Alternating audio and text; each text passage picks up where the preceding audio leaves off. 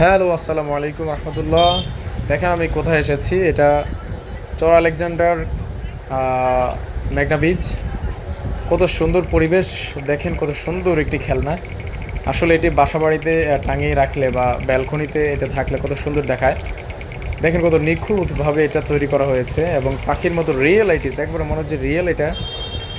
তো সব মিলিয়ে এখানে পরিবেশটা অনেক সুন্দর। পানির কোলাহলটা একটু দেখেন, পানির পরিবেশটা একটু দেখেন, কত সুন্দর মাশাআল্লাহ। আল্লাহ তাআলার অপরূপ সৃষ্টি মাশাআল্লাহ।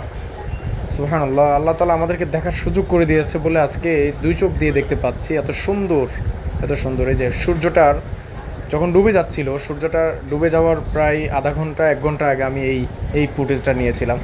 ডুবে যাওয়ার দৃশ্যটা আসলে নিতে পারিনি। যদি নিতে পারতাম আপনাদেরকে দেখানোর চেষ্টা করতাম। আমি নিতে পারিনি কারণ আমার ফোন চার্জ ছিল না। তো আলেকজান্ডারে অনেক সুন্দর ভিউ, আপনারা আসবেন, দেখে যাবেন।